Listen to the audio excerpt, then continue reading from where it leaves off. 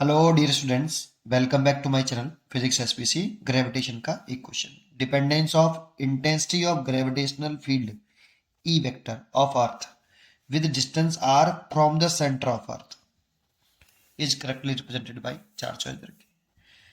सबसे पहले इसमें ये समझो कि यहाँ सिंबल का चक्कर समझो। ई ये दे रखा है यहाँ पे intensity of gravitational field of earth. Earth को हम सॉलिड स्फीयर होता है आपका अर्थ सॉलिड स्फीयर। इसी का सिंबल आई भी लिखा है कई किताबों में, कई बुक्स में आई लिखा है, किसी में ई लिख रहा है। इसमें ई दे रखा है क्वेश्चन में, लेकिन कई बुक में आई होता है। अच्छा, इसी को हम ये भी बोलते हैं एसेलरेशन।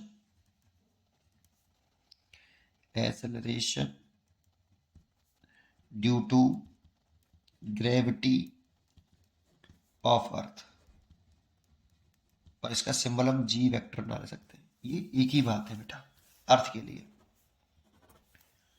अर्थ के लिए लिख रहे हैं बेटा, ठीक है नहीं, सॉलिड स्फीयर के लिए।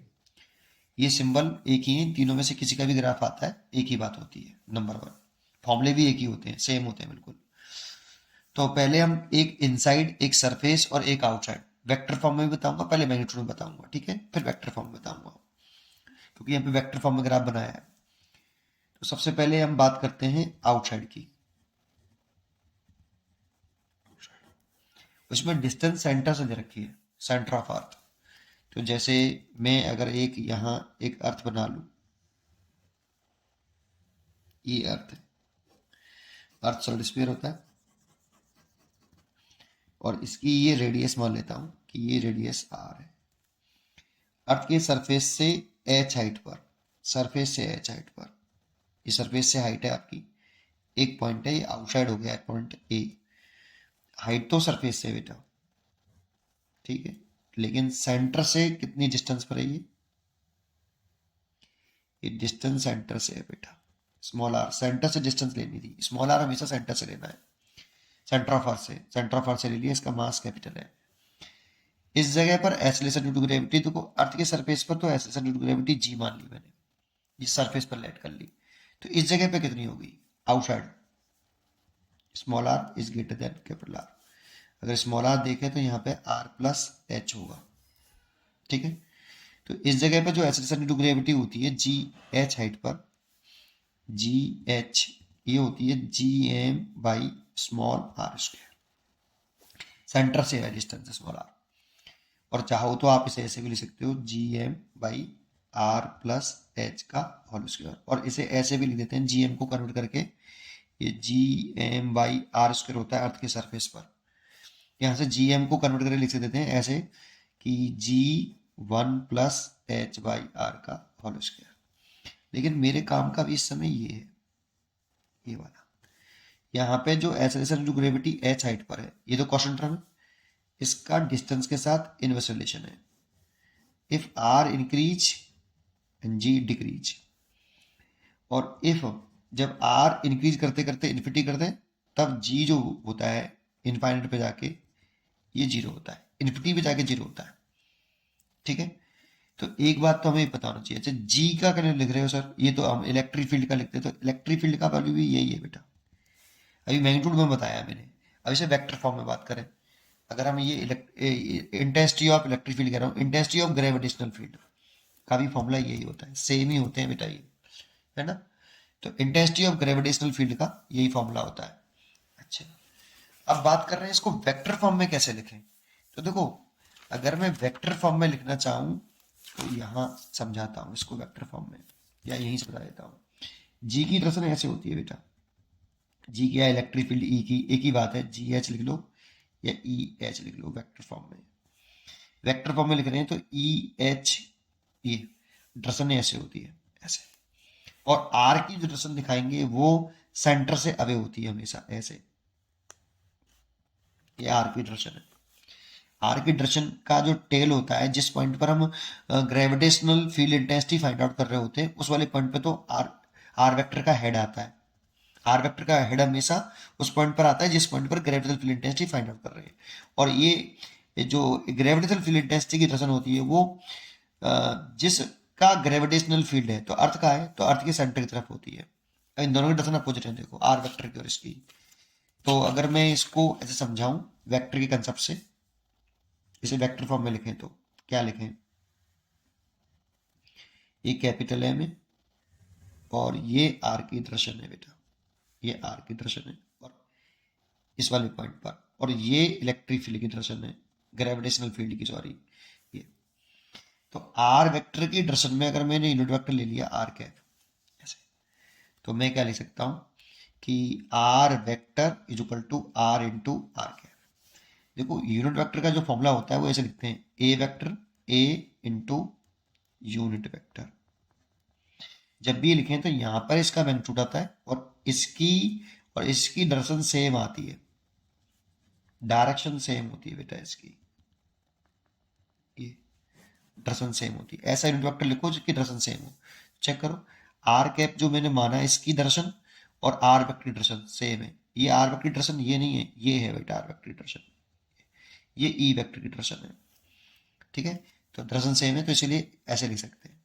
एंड ऐसे ही अगर मैं ई को वेक्टर फॉर्म में लिखूं तो ई का मैग्नीट्यूड लिख लिया।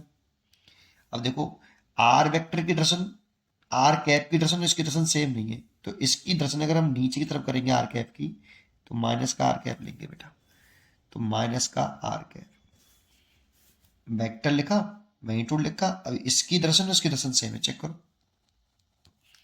ई का मैग्नीट्यूड तो मैंने अभी लिखा है यहाँ पे, ये रहा G M over R square, और ये माइनस आ गया, ये आर कैप, ये ई वेक्टर हो गया बेटा। और यहां से अगर आप आर कैप निकालोगे तो आर वेक्टर अपॉन आर, या तो ये ही छोड़ दो ऐसे वेक्टर फॉर्म माइनस में, नेगेटिव में हो गया, E vector is equal to minus का जी एम, अगर आर कैप की जगह पे लिखे हैं ये, तो आर वेक्टर ओवर आर का क्यूब, ये आता है बेटा, और ये लिख दें तो ज्यादा बेटर है। तो ये नेगेटिव आ रहा है क्योंकि ग्रेविटेशनल फोर्स अट्रैक्टिव नेचर का होता है, रिपल्सिव नेचर का तो होता ही नहीं है, इसीलिए नेगेटिव में होता है। और नेगेटिव में होता है, ये इंपॉर्टेंट पॉइंट है यहाँ पे, मतलब यहाँ पे ग्राफ में पॉजिटिव और नेगेटिव का चक्कर है बेटा। ठीक है, मैग्नीट्यूड में लिखेंगे तो ऐसे लिख देंगे, और वेक्टर फॉर्म में लिखेंगे तो फिर ऐसे लिखेंगे। ठीक है, बस यही पॉइंट इंपॉर्टेंट था। अब देखते हैं सरफेस पर। अगर हम सरफेस पे बात करें तो ई की वैल्यू और जी की वैल्यू बराबर होती है G M by R square होती है ऐसे। वैसे इसको वेक्टर फॉर्म में लिखें तो E vector is equal to G M over R square, minus में लगा लो और आर कैप लिख लो, बस कैप में रहने दो ऐसे। और इनसाइड लिखते हैं तो इनसाइड वाले केस में अगर ये अर्थ है,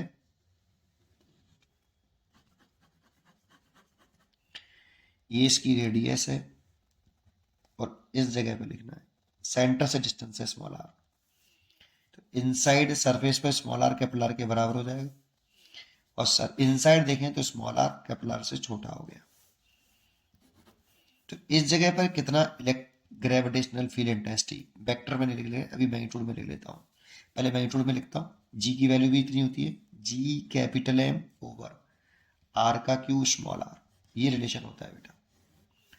लेकिन इसे वेक्टर फॉर्म में लिखें तो E vector is equal to E into minus R के, दैट मीन्स माइनस का G capital M over R का क्यू आर, और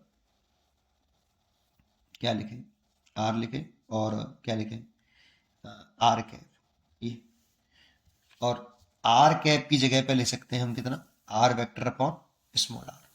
तो ये माइनस में आ गया, देखो ये माइनस में है बेटा, वेक्टर फॉर्म में लिखेंगे तो माइनस में आ रहा है।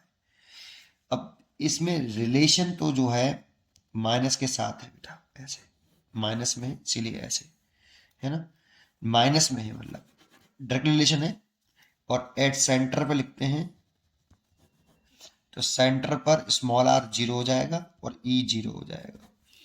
इसीलिए अगर ग्राफ देखें हम तो देखो इनसाइड तो कैसा रिलेशन है बेटा, डायरेक्ट रिलेशन है, इसका डायरेक्ट रिलेशन है इनसाइड, लेकिन नेगेटिव में है बेटा, इसीलिए ये वाला रिलेशन सही है आपका, इधर की तरफ ई नेगेटिव है, इधर की तरफ ई पॉजिटिव है।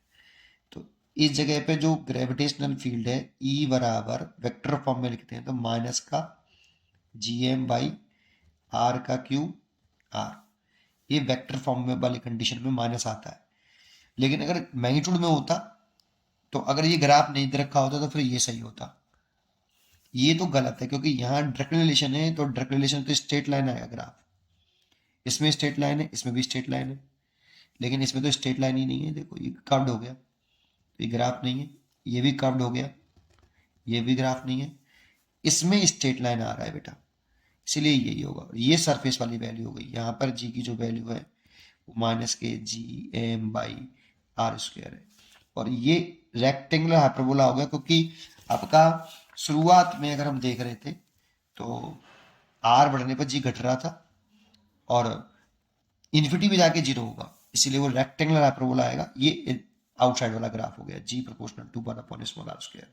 यहाँ पे ये स्मॉल आर कैपिटल आर से बड़ा है और यहाँ पे जो स्मॉल आर कैपिटल आर से छोटा है, और इस जगह पे कैपिटल आर ही है, इसीलिए ग्राफ ये सही है इसका।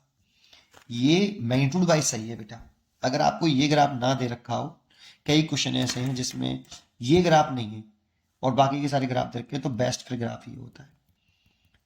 अगर ये ग्राफ में दे रखा है तो ये लगाइए, अगर नेगेटिव में दे रखा है ना तो हमेशा नेगेटिव वाला टिक करिए, हमेशा ये पॉजिटिव वाला टिक मत करिए, क्योंकि ये मैग्नीट्यूड और डायरेक्शन वाइज दोनों में लिखा हुआ है और ये केवल मैग्नीट्यूड वाइज लिखा हुआ है, ओनली मैग्नीट्यूड में डायग्राम है ये। ठीक है, पढ़ते रहिए और खुश रहिए। Thank you.